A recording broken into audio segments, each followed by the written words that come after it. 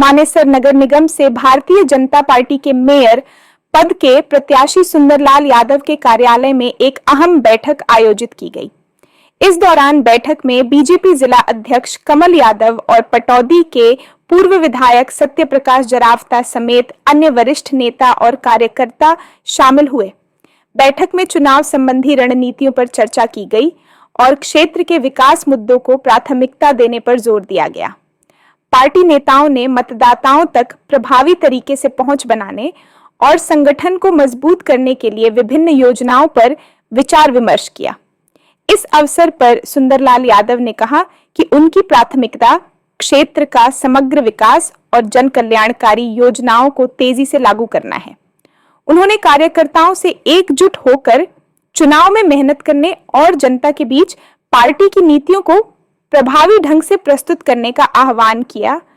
वहीं पटौदी के पूर्व विधायक सत्य प्रकाश जरावता ने विपक्ष पर प्रहार करते हुए बीजेपी प्रत्याशी के पक्ष में वोट करने की अपील की। मनोज यादव जी, भाई यादव जी और तीसरे भी यादव जी, चलन कहां दो बात क्या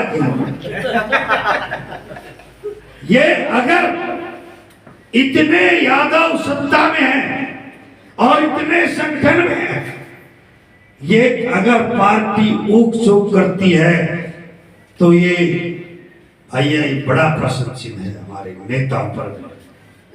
मैं बिल्कुल कड़ी बात कह रहा हूं, क्योंकि ये भारतीय जनता पार्टी ने यादव समाज को, इस दक्षिण हरियाणा को कितना बड़ा सम्मान दे रखा है। केंद्र में कैबिनेट मंत्री, दूसरे मंत्री, उनके सुपुत्री हरियाणा में मंत्री, राव नरवीर जी मंत्री, और इसलिए हमारे यादव समाज के साथ साथ, क्योंकि जहां यहाँ का यादव समाज चलता है पूरा इलाका उनके साथ चलता है।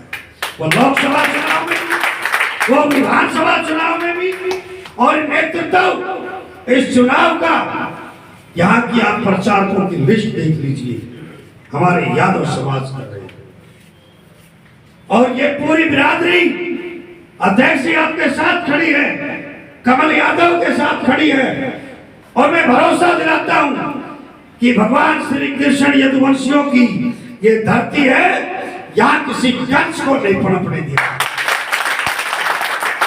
यहाँ किसी बामन खां को नहीं पनपने दिया जाए।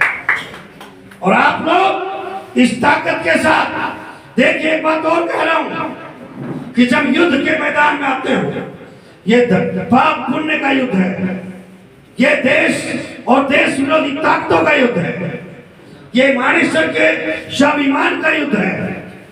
और इस युद्ध के अंदर यदि कोई अपना भी आगे आएगा तो भैया इज्जत और सम्मान बंद कमरे में है आपका, लेकिन भारतीय जनता पार्टी के लिए आपसे किसी प्रकार का कोई समझौता नहीं।